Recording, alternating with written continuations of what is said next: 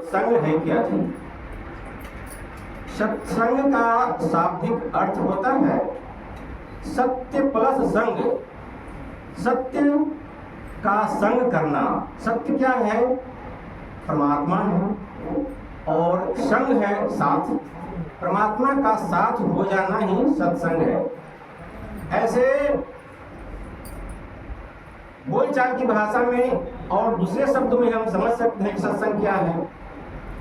सत्संग एक मन और माया जो आत्मा के ऊपर चढ़ा हुआ है उस पे झाड़ू लगाना है। हम लोग गांव घर में सुबह माताएं बहनें सभी कोई घर में झाड़ू लगाते हैं। किस चीज का? उसमें धूल कचरा वगैरह गिर जाता है, पड़ा है, उसको साफ कर देते हैं, क्योंकि वो साफ करने से अच्छा भी लगता है, स्वच्छ हो गया, बीमारी से हम लोग दूर रहेंगे। यानी सफाई पर विशेष ध्यान देते हैं। तो हम लोगों के मन और आत्मा के ऊपर मन और माया का जो मैल चढ़ा हुआ है, काम, क्रोध, लोभ, मोह, अहंकार, ये 5 विकार जो हैं हमारे आत्मा के ऊपर चढ़े हुए हैं, इनको हम लोग सफाई करते हैं, यानी झाड़ू लगाते हैं। मान लीजिए कि वो झाड़ू के समान ही है, झाड़ू लगा करके और सत्संग के द्वारा हम उसको साफ करते हैं।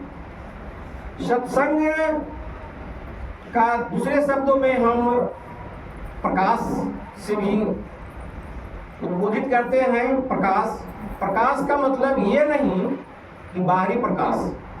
प्रकाश एक बल्ब का होता है, टॉर्च का होता है, या अन्य कृत्रिम ढंग का जो प्रकाश होता है उसकी बात मैं नहीं कर रहा हूँ। प्रकाश का मतलब ये है कि जो अंधकार में जीवन जी रहा है, जो अंधेरे में है, सही रास्ते पे नहीं चल रहा है, अज्ञानता का प्रकाश, अज्ञानता से प्रकाश की ओर यानी ज्ञान की ओर अग्रसर होना, मैं उस प्रकाश की बात कर रहा हूँ। जो हमारा जीवन अंधकार में जी रहा है, अंधकार में जीवन जी रहा है, उसको ज्ञान की ओर अग्रसर करना ही प्रकाश है।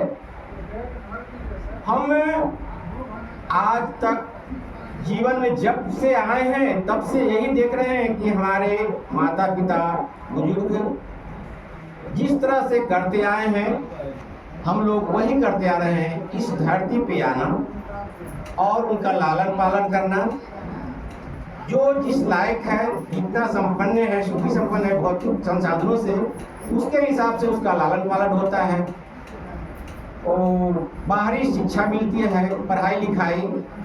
उसके बाद अगर आगे बढ़ते हैं तो कॉलेज जाते हैं, डॉक्टर, इंजीनियर, फिलोसफर या कोई नेतागिरी करता है, तो ये बाहरी पढ़ाई है। हम लोग इसी पढ़ाई में अपना जीवन, और ये क्यों पढ़ते हैं? धन संसाधन की उपलब्धि के लिए, अपनी गौरवान्वित करने के लिए, अपने मान प्रतिष्ठा के लिए ये सब हासिल करते हैं। और यही करते करते मेरा अहो लीला जीवन की समाप्त हो जाती है और हम फिर इस दुनिया से चल बसते हैं। लेकिन जो हम कर रहे हैं वो सही कार्य नहीं है। महापुरुष हमें बताते हैं कि बड़ा भाग्यवान उसतन पावा, सुर दुर्लभ सब ग्रंथ न गावा, साधन धाम मोक्ष कर द्वारा, जाय न के ऊपर लोक संवारा। महापुरुष बताते हैं कि यह जो शरीर मिला है बहुत भाग्य से मिला है। पूर्व जन्म की बहुत अच्छी कमाई अगर होती है तो परमात्मा खुश होकर के और यह मानव का चोला देते हैं। उससे भी अगर परमात्मा खुश हुए तो एक पूर्ण संत सद्गुरु का साथ मिलता है, वो परम भाग्यशाली होते जीव हैं। और ये बताते हैं कि तुम्हारा जो है इस धरती पे आना परमात्मा खुश होकर क्यों देते हैं? तुम्हारा पूर्व जन्म का कमाई बहुत अच्छी होती है, तो हम कैसे माने कि अच्छी है भाई? तो बताते हैं कि देखो यही एक चोला है, मानव चोला, जो सत्य को जान सकता है। अन्यथा और कोई चोला नहीं है। इस चोला को पाने के लिए देवी देवता, दुर्गा, शंकर, जो भी देवी देवता हैं जिनको हम लोग मान रहे हैं, वो लोग भी तड़पते हैं कि काश मुझे भी मानो चोला मिल गया होता तो मैं भी उस परम तत्व को प्राप्त कर सकता था। लेकिन हम उस लायक है नहीं।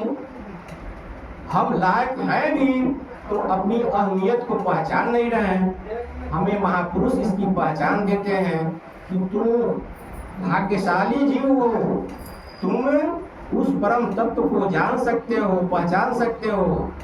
कैसे? संतों ने बताया है कि तुम इंसान बनो, इंसानियत का पाठ पढ़ो। परमात्मा को पाना कोई मुश्किल काम नहीं है, बशर्ते कि आदमी का, इंसान का बनना। हम अन्य जीवों की भांति पशु, पक्षी, 84 लाख योनियां हैं, जिसमें जल के जीव, आकाश के जीव, कीड़े मकोड़े, जानवर, परिंदे वगैरह सब बहुत सारे जीव हैं जो वही काम कर रहे हैं, धरती पे आना, अपना जीव को पार्जन करना और अपना अवलीला समाप्त कर देना। और हम भी अगर उसी कार्य को करते रहें, उसी की देखा देखी करते रहें, तो हम में और उसमें फर्क क्या हुआ? हम में और उसमें क्या फर्क है? जो हम भी आए धरती पे, अपना बच्चों का लालन पालन करें, पढ़ाई लिखाई करें और अपना जीवन यूं ही करके बर्बाद कर दें, तो अपनी कीमत को पहचान नहीं पाए। महापुरुष हमें यही दात देते हैं कि तुम जागो, समझ जाओ, तुम्हें यह बार बार मौका नहीं मिलेगा। अगर ये मौका आपने गंवा दिया, गोल्डन अपॉर्चुनिटी, तो फिर कब मिलेगा जिसका कोई और ठिकाना नहीं है। फिर 84 के चक्कर में गोता खाओगे, तब कभी फिर कर्म अच्छा होगा तो फिर मानव चोला मिलेगा। इसलिए तुम संतों के सानिध्य में जाओ और उनकी बताए हुए दात को अपने दैनिक जीवन में उतारो और उनके बताए हुए रास्ते पे चल करके और उस परम धाम को, परम लक्ष्य को प्राप्त करो। तो हमें बताते हैं कि तुम सत्य, अहिंसा, प्रेम, करुणा, दया, क्षमा, ये आपका हथियार दे दिया गया है, अस्त्र है, जिसके सहारे तुम आगे बढ़ सकते हो, अध्यात्म के पथ पर आगे चल सकते हो। तो क्या होगा? क्या तुम्हारे जीवन से अंधकार धीरे धीरे दूर हो जाएगा। जैसे जब प्रकाश आती है तो अंधेरा स्वतः ही चला जाता है।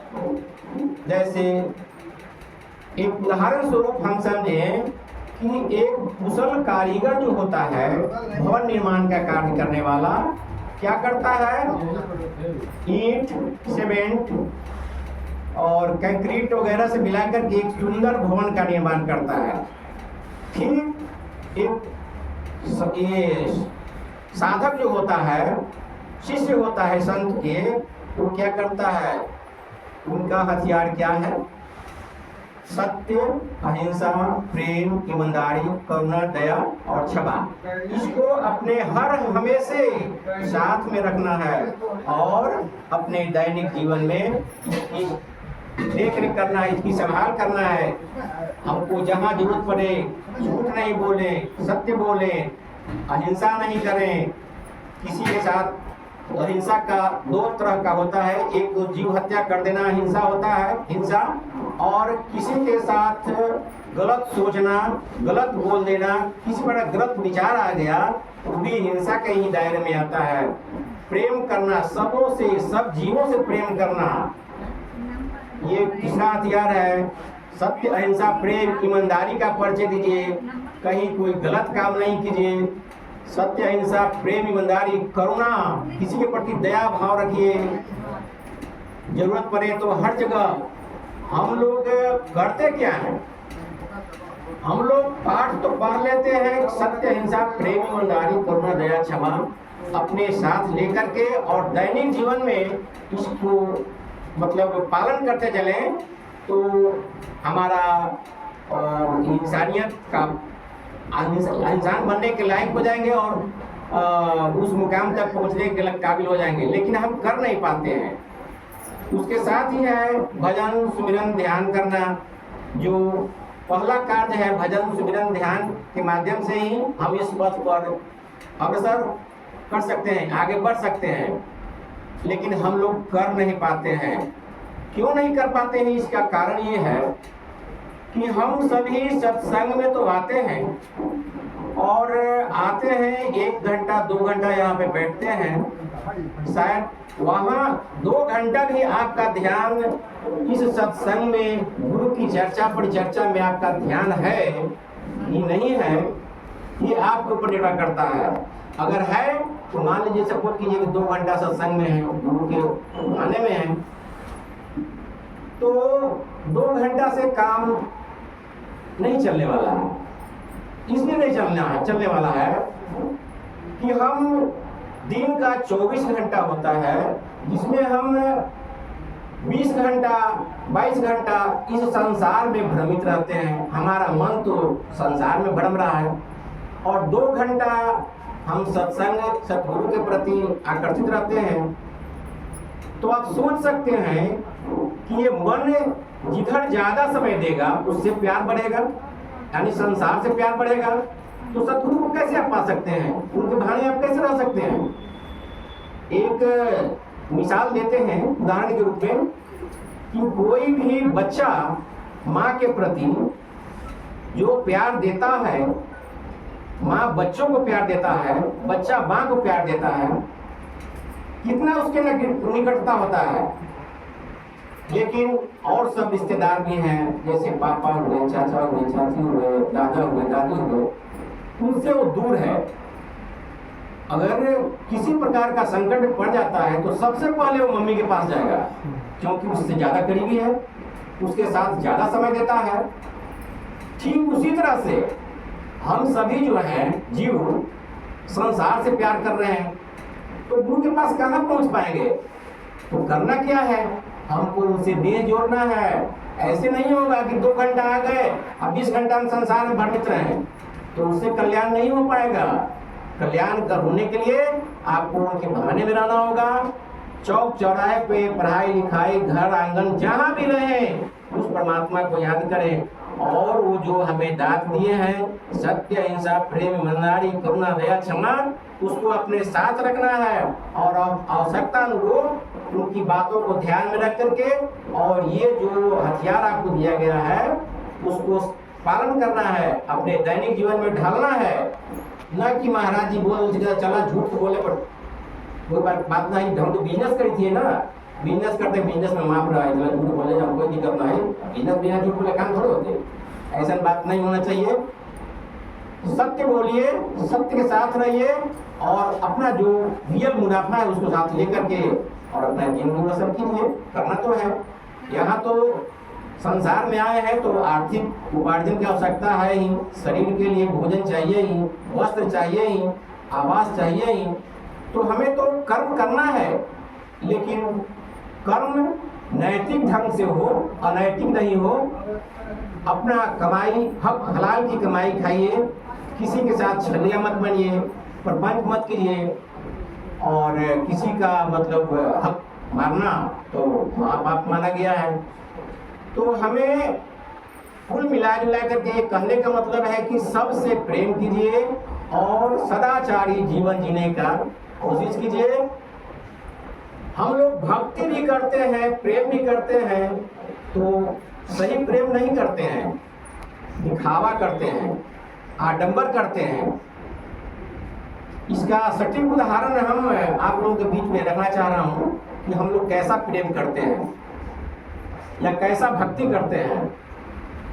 जैसे कहने का मतलब है कि हम लोग मंदिर मस्जिद में जाते हैं, वहाँ नमाज अदा करते हैं, प्रार्थना करते हैं, चर्च में जाते हैं।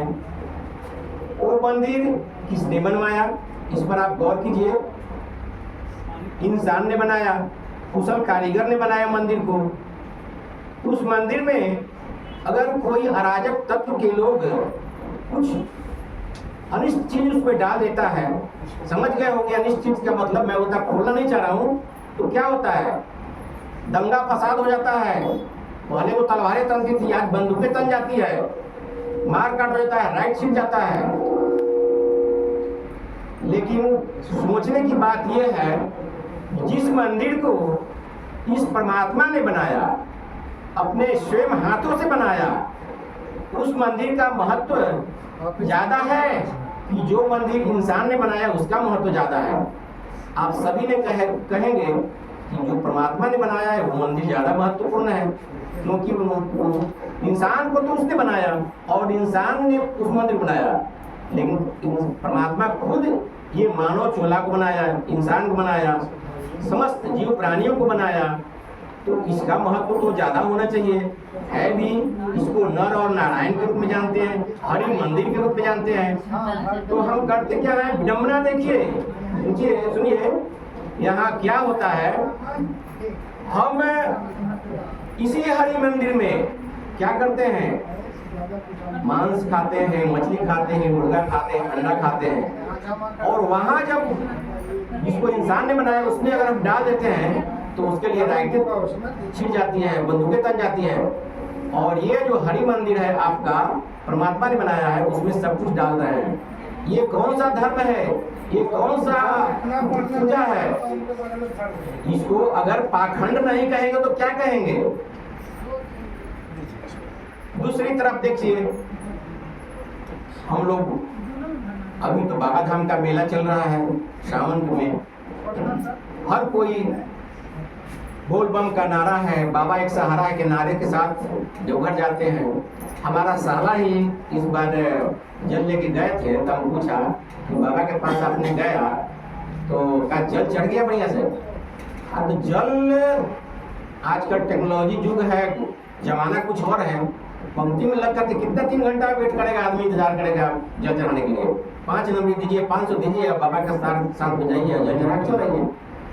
तो हम लोग ऐसा भक्ति करते हैं कि वहां भी हम लोग घूसखोरी का काम करते हैं और घूस दे करके और जो है कि जल चढ़ाते हैं।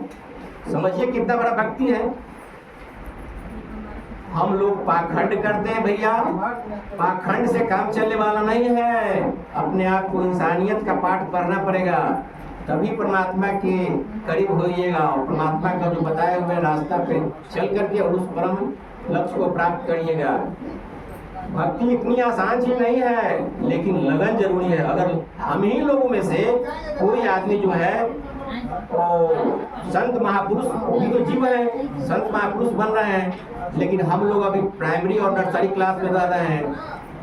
हम लोग संतोष इतने करके रह जा रहे हैं कि चलो अभी तो हम प्राइमरी क्लास का है, हम लोग पीएचडी कब करेंगे? 10 साल 5 साल हो गया, अभी तक हम लोग आगे नहीं बढ़ पा रहे हैं और कह करके कि हम लोग नर्सरी का क्लास के बच्चे हैं। तो ऐसे तो काम नहीं होता है ना। जैसे जैसे समय बीतता गया, गुरु से आप दूर हैं और आप उनके बताए हुए रास्ते पे नहीं चल पा रहे हैं, तो ये अहोभाग्य है। अहोभाग्य नहीं से कहेंगे, मतलब दुर्भाग्य है। तो हम लोगों को चाहिए कि भक्ति करें।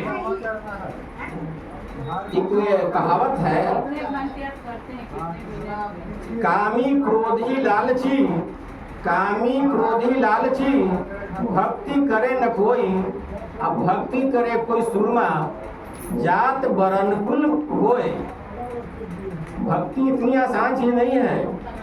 भक्ति करने के लिए जात वर्ण कुल मीरा जैसा बनना पड़ेगा, तभी भक्ति होगा। सुरमा कहा गया है इसलिए, भक्ति करे कोई सुरमा। सुरमा किसको कहते हैं? तो बोल दिया गया सुरमा बिरले होते हैं, हजारों लाखों में एक होते हैं जो भक्ति सही भक्ति करते हैं और टॉप कर जाते हैं अपने मिशन में।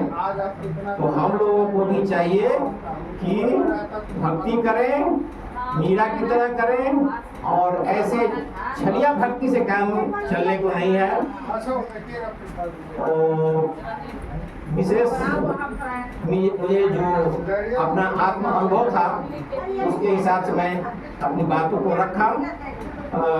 मैं तो सत्संग के लायक हूँ नहीं, मैं अपने आप को सौभाग्यशाली समझता हूँ कि आज मुझे इस सत्संग स्थल पर दो बात गुरु की चर्चा करने का या गुरु की बात को रखने का मौका मिला। इसके लिए मैं आप सबको बहुत बहुत आभारी हूँ। प्रेम से बोलिए संत सद्गुरुदेव जी महाराज।